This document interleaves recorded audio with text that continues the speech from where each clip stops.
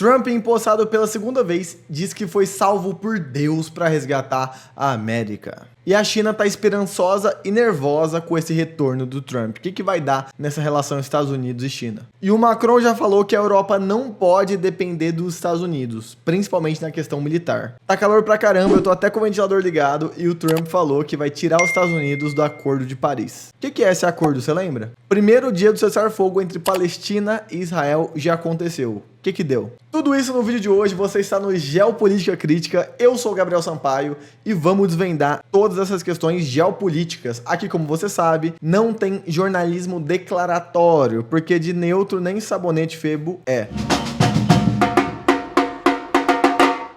Então vambora, hoje vamos comentar bastante do Donald Trump, não tem como não comentar, primeiro porque é o Trump, segundo que é o país mais forte do planeta e que claramente a reeleição dele, né, vai ter impactos globais. Então o Trump vai ser a espinha dorsal desse vídeo. Dessa espinha vamos tirar um pouquinho da China, da França, da questão Israel-Palestina e vamos lá. Bom, o Trump totalmente sensacionalista diz que vai salvar a América do declínio. Essa ideia de ser o salvador, né, desde quando um presidente é salvador de alguma coisa. Já viu essa história de alguém que prometeu que era o salvador e tal? Bilionários da tecnologia como Elon Musk, o Jeff Bezos e o Mark Zuckerberg, pela primeira vez, esse trio aí do capiroto, sinalizam que são a favor do governo Trump, não só de forma a apoiar enquanto pessoas, né, individuais, como ativas com seu poder, com as suas empresas, com seu capital. E pasme, Trump é o primeiro criminoso a assumir a presidência dos Estados Unidos. Sim, porque ele foi condenado em Nova York por falsificar registros comerciais para encobrir dinheiro pago a uma atriz de filmes adultos. E é isso, filho, ele já foi culpado, já rodou e é presidente dos Estados Unidos, olha que lindo. Como nós já havíamos comentado aqui no canal anteriormente, ele promete uma enxurrada de decretos, alterando a política do país em diversos setores, mas o principal é na questão da segurança e da imigração. Além disso, ele também quer acabar com a chamada cidadania por nascença. Ou seja, imagina que você, meu querido brasileiro, minha querida brasileira, né? Você tá lá nos Estados Unidos, né? Você com seu companheiro brasileiros, um casal brasileiro. Vocês vão para os Estados Unidos trabalhar, talvez tentar conseguir um visto, vocês vão como estudantes, enfim. E lá vocês têm um filho. Esse filho, hoje em dia, ele seria considerado um cidadão americano porque ele nasceu nos Estados Unidos, né?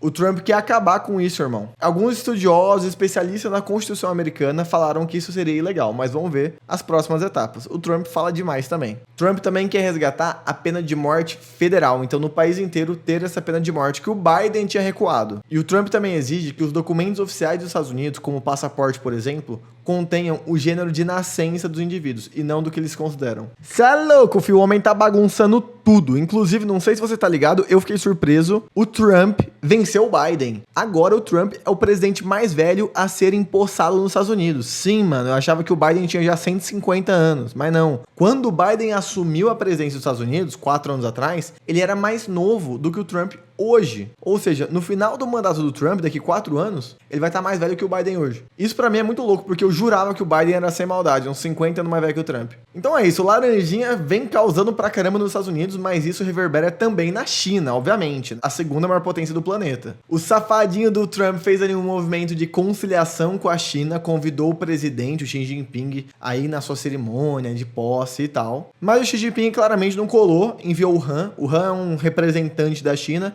que também foi na posse do Biden, foi na primeira posse do Trump, então enviou o Han ali pra fazer aquela média, tá ligado? E o Han na posse foi lá, entrosou com geral, falou com o Elon Musk, falou que tá muito disposto a fazer uma parceria da China com a Tesla pra melhorar a questão da tecnologia, dos ganhos e tal, tava ali na diplomacia braba. Só que isso também aconteceu na primeira posse do Trump. Foi toda essa camaradagem no começo, depois já rompeu, já dissolveu, já teve bloqueio comercial, já foi maluquice. O Dominique Desmarais, que é o diretor de uma empresa chinesa, falou que, abre aspas, de agora em diante, até que a situação fique um pouco mais clara, todos os nossos clientes dos Estados Unidos terão que pagar adiantado. Por que ele falou isso? Porque no primeiro governo Trump tava tudo mil maravilhas para a China. Do nada o Trump socou uma taxa ali que atrapalhou geral, cancelou contratos de comércio e tal. Abre aspas. Isso aconteceu muito. Isso de cancelarem contratos, tá? Isso aconteceu muito. 7, 8 anos atrás, quando o Trump impôs taxas de 25% sobre 85% das commodities que saíam da China. Então, assim, a China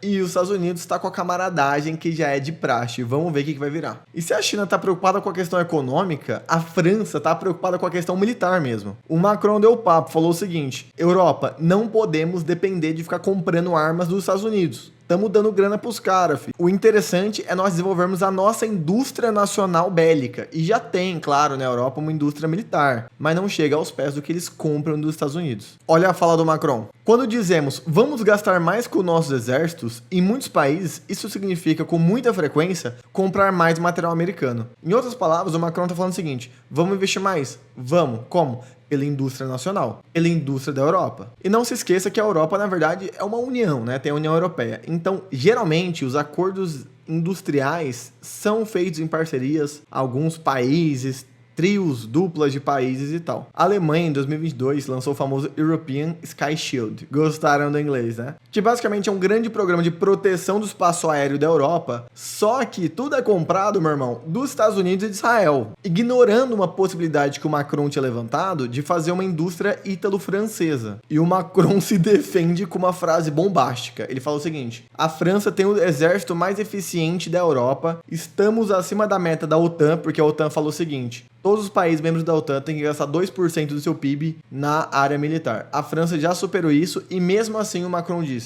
pode ser que isso não seja suficiente se o mundo sair dos trilhos. Então é muito louco nessa sensação de crise global, de uma ameaça militar muito próxima e tal, que os países estão vivenciando. O que você acha? Acho que vai ter alguma coisa? Comenta aqui embaixo. Rapaz, eu tô suando aqui, isso me fez lembrar do Acordo de Paris, lembra? O acordo assinado por praticamente todos os países do planeta. 196 países assinaram essa parada, filho, em 2015. E o Trump quer simplesmente tirar os Estados Unidos do acordo. Atualmente, só tem 3 países que não fazem parte do acordo: Irã, Líbia e Iêmen. E o quarto vai ser os Estados Unidos. E para você que não lembra, o Acordo de Paris tem um intuito de limitar o aquecimento do planeta para no máximo 2 graus e, se possível, 1,5 graus acima da era pré-industrial. Como? Reduzindo as emissões dos gases do efeito estufa. E sim, gente, nós sabemos, o aquecimento global é para ontem. É para ontem.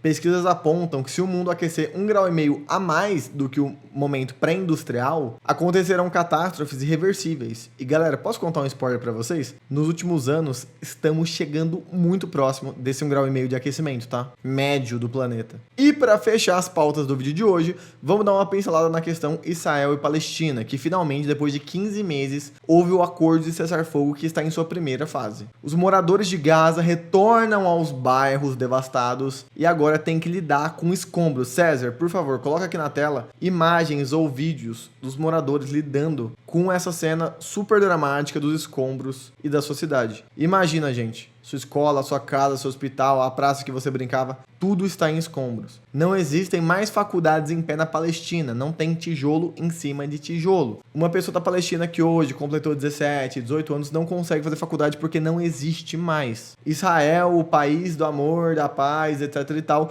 bombardeou tudo. Ao todo, mais de 47 mil palestinos foram, desvividos, gente, desvividos durante os ataques israelenses. Quase toda a população da faixa de Gaza, que são um pouco mais de 2 milhões de pessoas, estão desabrigadas. E cerca de 400 soldados de Israel também foram desvividos. Uma estimativa feita pela ONU descobriu que só para limpar os entulhos, não tô falando reconstruir, tô falando de limpar entulho, pode levar 21 anos e custar mais de 1,2 bilhão de dólares. Fora que além dos destroços, tá rolando contaminação por várias substâncias, o negócio tá feio. A ONU afirmou que se tudo for feito bonitinho, esse foi um estudo que fizeram e tal, em 2040 haveria uma normalidade na região. E aí uma grande dúvida que fica nesse acordo de cessar-fogo, que não quer calar, que eu trouxe no vídeo anterior que nós comentamos sobre isso. Quem vai governar Gaza? Será que finalmente Israel vai deixar os palestinos viverem por si só, viverem sem essas interferências, ou vão continuar com o imperialismo que eles realizam ali na região? O assessor de Trump disse a seguinte frase essa semana: o Hamas nunca irá governar Gaza. Atualmente, não há um plano detalhado de como reconstruir Gaza e muito menos quem vai governar Gaza. E o assessor de Trump disse que a luta será retomada até que cada integrante do Hamas seja eliminado. Mano, esse papinho de novo, velho.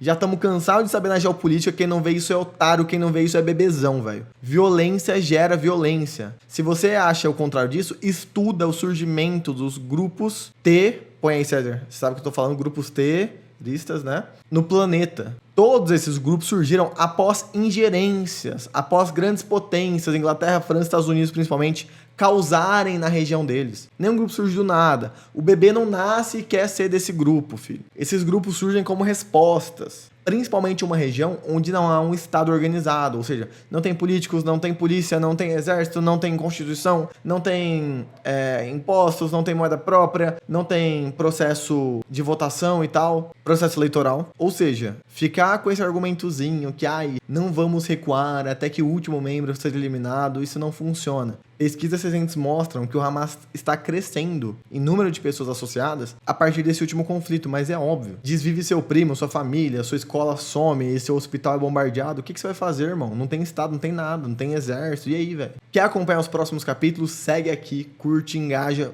Manda pra algum amigo que curte geopolítica. Esse projeto, essa série é recente, então manda pra alguém que tem interesse. Avisa que sempre vai ter vídeo novo, dia sim, dia não. Você pode contar com a gente, beleza? Me segue no Instagram e valeu!